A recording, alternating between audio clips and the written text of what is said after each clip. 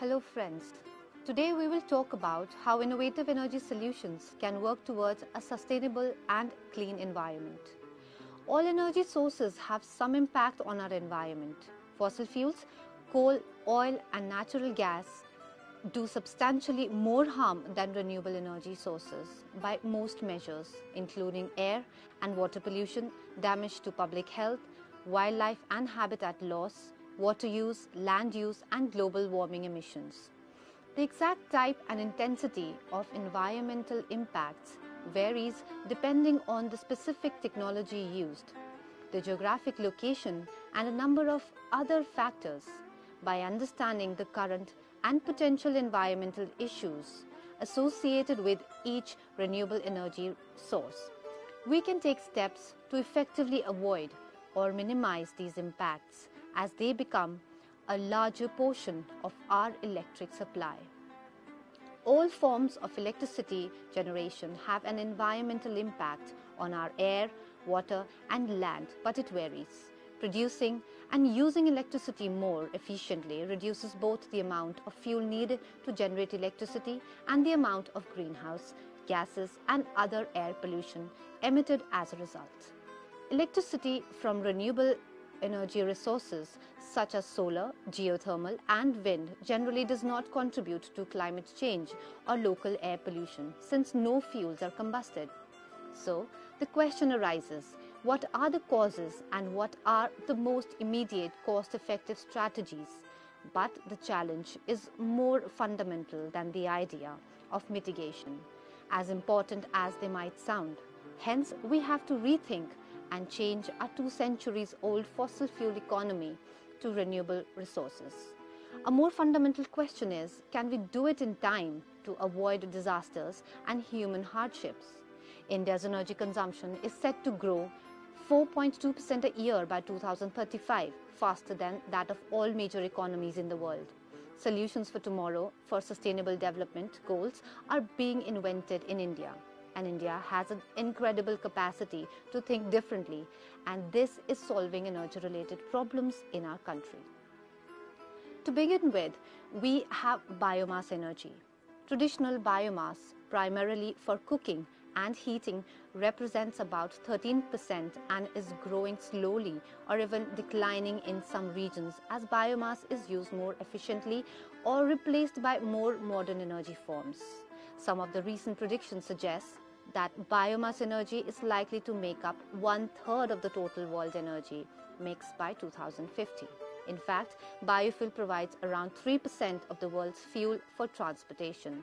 We have discovered that food waste, the sludge from primary sewage treatment, and green waste from the landscape, urban gardening, and agriculture together generate a significant energy resource in the form of biomass. With serious concern globally and in India on the use of fossil fuels, it is important for India to start using renewable energy sources. India is the 7th largest country in the world, spanning 328 million hectares and bestowed with renewable sources of energy. Among the renewable energy sources, biomass plays a vital role, especially in rural areas, as it constitutes the major energy source to majority of households in India. Biomass energy is the utilization of organic matter wherever present and can be utilized for various applications. India produces about 450 to 500 million tons of biomass per year. Biomass provides 32% of all the primary energy use in country at present. New technological breakthroughs in biogas generation use a 2-stage anaerobic process to convert as much as 80% of the potential energy in the biomass into biogas, which is methane and hydrogen gas. This energy source can be put to many uses, for example, providing gas for cooking, compressed gas for gas-powered vehicles, or powering gas-electric turbines for the base or backup electric loads. Biodiesel is not being sold extensively in Indian fuel market, but the government plans to meet 20% of the country's diesel requirements by 2020 using biodiesel.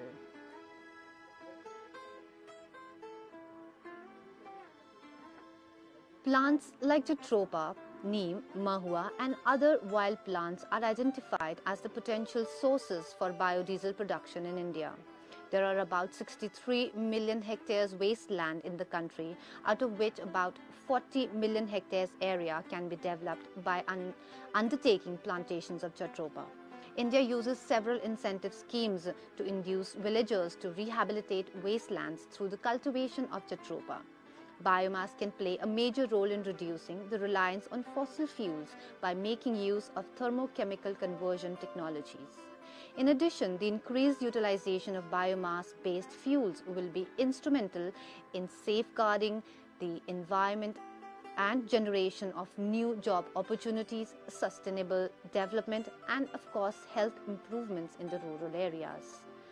The development of efficient biomass handling technology, improvement of agroforestry systems, and establishment of small and large-scale biomass-based power plants can play a major role in rural development. Biomass energy could also aid in modernizing the agriculture economy. Next, we have the solar energy. It creates clean, renewable power from the sun and benefits the environment. Alternatives to fossil fuels reduce carbon footprint at home and abroad, reducing greenhouse gases around the globe. Solar is known to have a favorable impact on the environment. India receives solar energy equivalent to over 5,000 trillion kilowatt-hour per year, with about 300 clear sunny days in a year, generating electricity with solar power instead of fossil fuels, which can dramatically reduce greenhouse gas emissions, particularly carbon dioxide.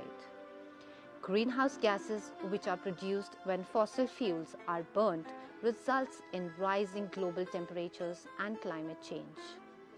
Climate change already has contributed to serious environmental and public health issues around the world, including extreme weather events, rising sea levels, and ecosystem changes. In 2011, the International Energy Agency said that the development of affordable, inexhaustible, and clean solar energy technologies will have huge long-term benefits. It will increase countries' energy security through reliance on an indigenous, inexhaustible, and mostly imported independent resource, enhanced sustainability, reduce pollution, lower the costs of mitigating global warming, and keep the fossil fuel prices lower than otherwise. These advantages are very much global. Hence, the additional costs of the incentives for early deployment should always be considered learning investments. They must be wisely spent and need to be widely shared. Due to advancements in science and technology, today solar energy is being used in various sectors ranging from commercial to industrial purpose. Solar heating, solar chimney, solar air conditioning, furnace, solar ponds, water disinfection, solar desalinization, solar electricity, passive solar building design, and urban heat island. Even in the field of agriculture and horticulture, solar energy can help optimize the productivity of plants. Even the transportation sector has contributed a lot by investing in the field of solar power. Solar vehicles have already begun to make its mark on the roads. Toyota, Tesla, Mahindra and Mahindra, etc. are giving its way to solar power cars. As far as solar heat for industrial processes is concerned, an estimated 35 gigawatts of new solar thermal capacity was commissioned in 2017, increasing total global capacity 4% to around 472 gigawatts thermal. China has new installations followed by Turkey, India, Brazil and the United States. There are also records for new solar heat for industrial processes installations, which are driven by economic competitiveness, a strong supply chain and policies to reduce air pollution. At least 110 such systems started operational globally, raising the world's total by 21%. Concentrator and collector technologies have played an increasing role in providing space heating and industrial heat, with Oman, China, Italy, India and Mexico being the largest markets. The International Solar Alliance, which was created at the same time as the Paris Agreement in December 2015, announced by India's Prime Minister Mr. Narendra Modi and France's then President François Hollande. The Paris Agreement, of course, is the historic global climate agreement which came out of the United Nations Conference of Parties 21 Climate Conference in Paris, France. The ISA opened its door to an ambitious collaboration on climate solutions and gave the world hope that we could reach the goals set forth in Paris Agreement. Over 120 nations, most of them being the sunshine countries near the equator in the torrid zones, are a part of ISA. Many of these countries, despite being solar rich, have higher rates of energy poverty and lack widespread access to modern systems of electricity. According to United Nations, ISA focuses on investment in large-scale solar energy in developing countries to both meet escalating energy demands and fight rapid climate change. The ISA is aiming to mobilize more than $1 trillion in order to triple the amount of solar energy installed around the world, and all before 2030. That's a target of over 1 trillion watts of solar installed across the earth in just the next 12 years. India, on the other hand, is working tremendously on promoting solar equipments in every sector, thereby keeping its target of using the renewable energies online. Few of the solar-based equipments will be discussed now. First, we have solar water pumping systems. A solar photovoltaic water pumping system consists of solar panels, an on-off switch, a control and a tracking mechanism, and a motor pump. The system essentially uses solar photovoltaic cells for converting solar energy into electric current. A solar photovoltaic cell capacity can range around 200 watts to 5 kilowatts peak, based on the needs of different water sources such as bore wells, open wells, reservoirs, streams. A system with 1000 watt power capacity can irrigate about 2 acres of land, pumping approximately 40,000 liters of water per day. A solar pump system with 5 horsepower capacity costs around Rs 4,39,000. Some states in India offer subsidies of up to 80% to farmers for encouraging the use of solar energy. Several manufacturers such as Kirloskar, Schneider Electric, Tata Solar, etc. offer a wide range of solar pumping systems in India. Next is solar dryers. Solar dehydrators or dryers are used in farms to dry crops before sending them to the market. These dryers commonly use passive solar panels for generating energy. A large-scale solar dryer usually consists of shed, drying racks and a solar collector panels. The crops are dried when hot air is circulated through the shed by natural convection or using a fan. Natural convection solar tunnel dryers are another type that can be used for drying bulk material and high moisture content. These dryers have exhaust fans at the upper end of the tunnel to drive away humid air. Adequate insulation is ensured on the floor and upper sides of the dryer to prevent any kind of heat loss. Solar greenhouses. It makes optimum use of solar energy for providing heating and insulations. Specialized solar greenhouses can collect and store energy for nighttime use or during cloudy weather. Solar-powered photovoltaic cells can be used to collect solar energy for additional insulation in colder climates. Another solution is to use water tanks heated by solar power for circulating heat, which maintains the temperature at a level suitable to grow vegetables throughout the year, enabling the vegetables production during off-seasons as well. Such greenhouses using passive solar technology have been built for costs starting at Rs 30,000 in Ladakh. Next, we have solar-powered electric fences. They are highly effective and dependable for large fields and cattle farms. The batteries can be recharged using ready-made solar fence chargers. Battery-operated solar fences may cost from 45,000 to 50,000 rupees per acre.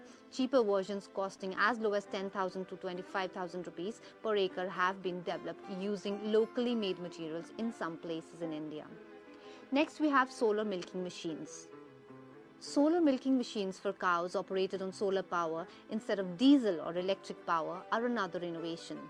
Some states like Karnataka provide subsidies of up to 50% for these machines. Nearly 300 million people living in rural India are still using primitive sources of energy like kerosene and wood-fired stoves, which expose them to life-threatening diseases and exacerbate environmental problems. The government declared 2019 as the year for every Indian household to get electricity. Under the Saubhagya scheme, the government has given more emphasis on encouraging distributed solar power. Through the easy deployment of decentralized solar power, the end user is brought closer to the source of the generation, which impacts the rural population directly. Next, we have wind energy. Like solar energy, it is free energy resource, but is much intermittent than solar. Windmills can be set up ranging scales of onshore grid connected wind turbine systems, offshore wind turbine systems, small wind and hybrid energy decentralized systems, which is floating. It is estimated that with the current level of technology, the onshore potential for utilization of wind energy for electricity generation is of the order of 65,000 megawatt. India also is blessed with 7,517 kilometers of coastline, and its territorial waters extend up to 12 nautical miles into the sea. The unexploited resource availability has the potential to sustain the growth of wind energy sector in India in the years to come. India has a target to achieve 60 gigawatts of power from wind by 2022. As of June 2018, the total installed wind power capacity was 34.293 gigawatts, the fourth largest installed wind power capacity in the world after China, US and Germany. Wind power capacity is mainly spread across south, west and north regions. Tamil Nadu has become a leader in wind power in India. In Muppandal wind farm, the total capacity is 1500 megawatts, the largest wind power plant in India. Sweden is aiming to become one of the first countries to generate 100% of its electricity from renewable sources. But it has a wind power capacity of 6.7 gigawatts, a tenth less than Tamil Nadu. Figures from the Global Wind Energy Council show that there are only 5 European nations plus China, the US, Canada and Brazil that has larger installed wind power capacities than Tamil Nadu. According to an official data, wind power generation's capacity in the state of Gujarat has increased a staggering 10 times in just 6 years. ONGC Limited has installed a 51 megawatt wind energy farm at Bhuj in Gujarat. India started planning in 2010 to enter into offshore wind power, and a 100 megawatt demonstration plant was located off the Gujarat coast, which began planning in 2014. With more than 25 years of experience in wind farm installations, India is quite competent in most of the supply chain management. However, still there exists scope for imbibing techno-economical interventions from global experiences. Next, we have the geothermal energy. It is the thermal energy generated by the radioactive decay of materials in the Earth's interior. It can be harnessed virtually anywhere on the Earth, but viable methods are possible only at the surface or near surface expressions. And these surface manifestations, like hot springs, have been used by humans since ancient times. The first geothermal pumps were used in the 1940s, and the first geothermal electric plant became operational only in 1960. Many countries since then have been investing in geothermal energy as a clean and renewable energy source, as it is more relevant now than ever. There are two basic types of geothermal heat resources which can be harnessed. The first is hydrothermal heat source, where the heat is transferred by water to the surface. Water is recharged into the ground by rain or surface bodies like river, lakes or glaciers, and it is then heated by underlying hot rock, which is hot due to seismic or volcanic activity. The presence of hot springs in Iceland, the Himalayas and the Alps is an example of this. The second type of resource extraction can be done by deep or enhanced geothermal systems in which a deep borehole is dug to reach the hot basal rock, and then water is pumped into the holes to obtain the steam, which is aimed to run a turbine. Assessing the deep basal rock bed is an expensive process, and hence this method isn't as popular. In India, exploration and study of geothermal fields started in 1970. The GSI, Geological Survey of India, has identified 350 geothermal energy locations in the country. The most promising of these is in Puga Valley of Ladakh.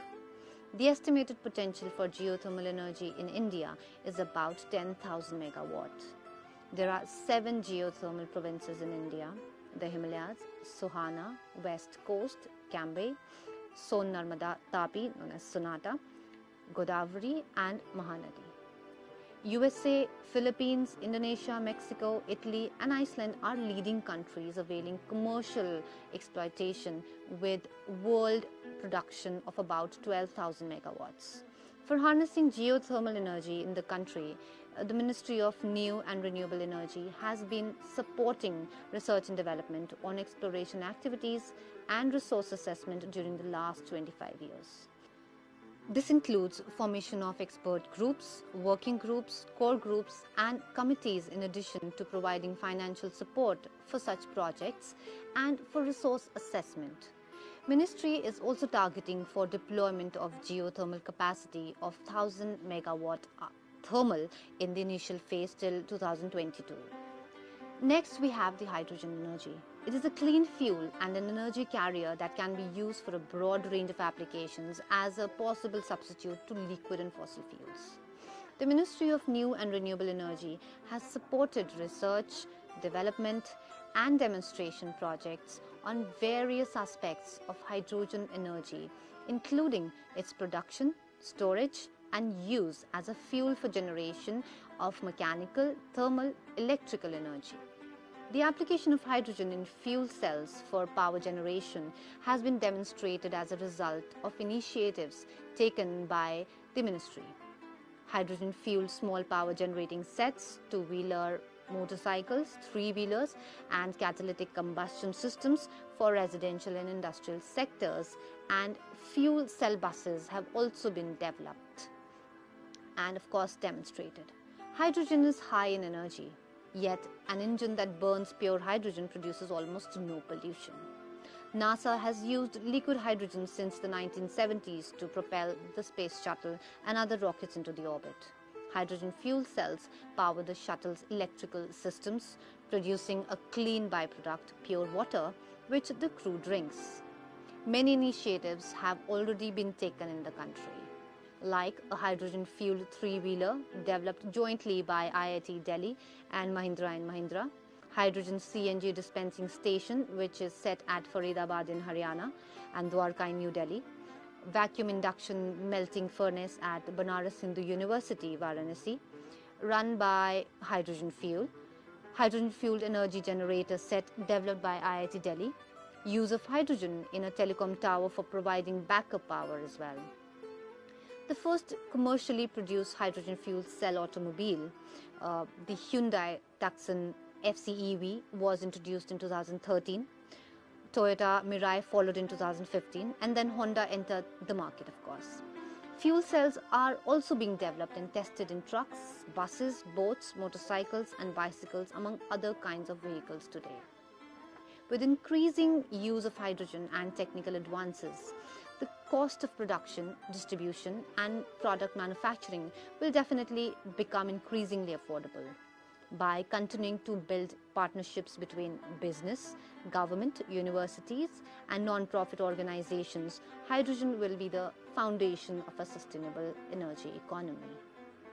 Modern-day energy resources are not universally accessible because an inequity that has moral, political, and practical dimension in a world is into the process of globalization and is, of course, connected. The present energy system is not sufficiently reliable or affordable to support global economic growth. The productivity of 1/3 of the world's people is compromised by the lack of access to commercial energy, and perhaps another third would suffer economic hardships and insecurity due to unreliable energy supplies. Local, regional, and global environmental impacts of energy production and its use threaten the health and well-being of our present and future generations. Addressing such issues is a global challenge, and sustainable development is indeed a global goal. And now, I would like to conclude with a quote by Sir David Attenborough, which says, "Surely we have a responsibility to leave for future generations a planet that is healthy and habitable by all species." Thank you.